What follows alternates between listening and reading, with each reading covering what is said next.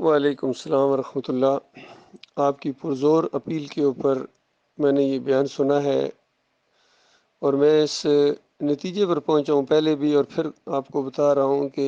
یہی وہ مولوی ہیں جن کی وجہ سے آج امت مسلمہ اللہ کے عذاب کی لپیٹ میں ہے۔ یہ حق کو چھپانے والے، باطل کو ملانے والے لوگ ہیں، اور یہ وہ لوگ ہیں جن کا ذکر کیا اللہ تعالیٰ نے سورہ توبہ کے اندر 34 نمبر آیت میں کہ اکثریت ہے، ان کثیر من الاحبار والرہبان لا یاکلون اموال الناس بالباطل ویصدون عن سبیل اللہ،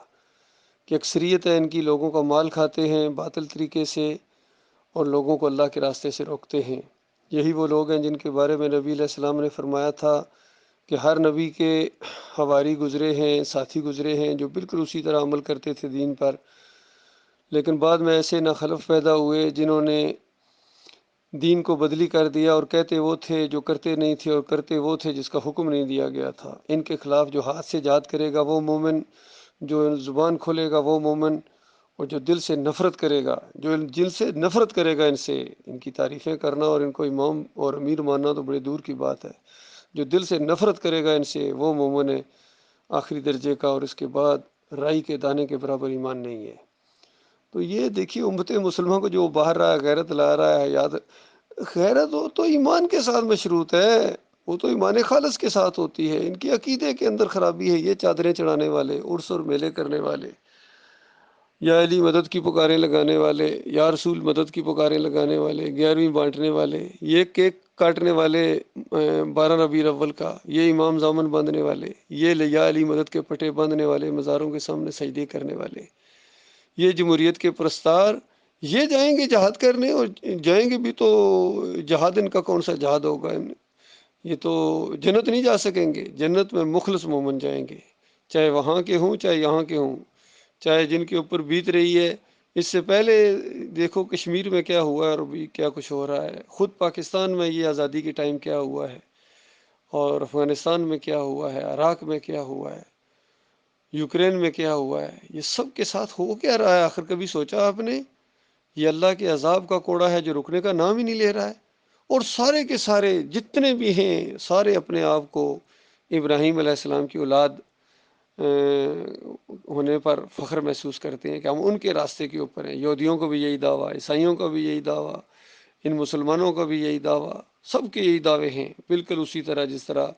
جب آخری نبی محمد صلی اللہ علیہ وآلہ وسلم نے مکہ سے دعوت اٹھائی تو سب سے بڑا دعویٰ یہی تھا مشرکین مکہ کا کہ ہم ابراہیم علیہ السلام کے ماننے والے ہیں، بیت اللہ کے مجاور ہیں، اور ہمیں سکھاتے ہو دین، تم بے دین ہو گئے اور تمہارے ماننے والے یہ کمزور قسم کے ذلیل قسم کے لوگ ہیں، یہ نکلو ادھر سے۔ 2 دفعہ حبشہ جانا پڑا اور وہاں واسطہ پڑا اہل کتاب سے، اور پھر مدینے کی طرف جب ہجرت کر کے آئے یہ مسلمان، نکلو وہاں سے نکالے گئے تھے،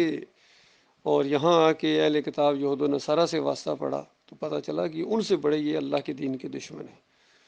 تو اللہ تعالیٰ کی کسی کے ساتھ کوئی رشتہ داری نہیں، یاد رکھیے۔ اللہ کا ماننے والا وہ ہے جو ایمان اور فیت کا مسئلہ ہے، جو فیت کا جس کا صحیح ہے، عقیدہ جس کا صحیح ہے، ایمان جس کا صحیح ہے، وہ گویا ابراہیم علیہ السلام کا ماننے والا ہے، وہ آخری نبی محمد صلی اللہ علیہ وسلم کا ماننے والا ہے، وہ نوح علیہ السلام کا ماننے والا ہے، وہ صحیح معنوں میں اللہ کا بندہ ہے۔ اور جس کا عقیدہ صحیح نہیں ہے وہ مشرک ہے، اللہ کے ساتھ شرک کرتا ہے، کوئی اللہ کے بیٹے بنا رہا ہے، کوئی اللہ کے نور کے ٹکڑے بنا رہا ہے، کوئی پکاریں لگا رہا ہے ان کی واسطے وسیلے، بے حرمتے فلاں فلاں کے صدقے، کوئی قبریں پوج رہا ہے ان کی، کوئی زندگی میں ان کو سجدے ثابت کر رہا ہے، کوئی مرنے کے بعد سجدے ثابت کر رہا ہے، کوئی گنبد کی پوجا میں لگا ہوا ہے، کوئی سلیب کی پوجا میں لگا ہوا ہے، کوئی مورتیاں پوج رہا ہے۔ یہ سارے کے سارے بگڑے ہوئے یہ مسلمان ہیں، آدم کے بچے ہیں، بگڑے ہوئے ہیں، یہ ان کے عقیدے کے اندر خرابی ہے۔ اور انسانوں کے عقیدے کے اندر اگر خرابی ہو اور غور و فکر نہ کرے تو مالک فرماتا ہے یہ جانوروں سے بدتر ہیں، جانوروں سے بدتر ہیں، حقیر ترین اور ذلیل ترین مخلوق ہے، اس کچرے کو ہمیشہ کی آگ میں پھینک دیا جائے گا، کیونکہ اللہ تعالیٰ نے توحید مانگی ہے، ایمان مانگا ہے صرف کہ مجھے مانو اور اکیلا مانو،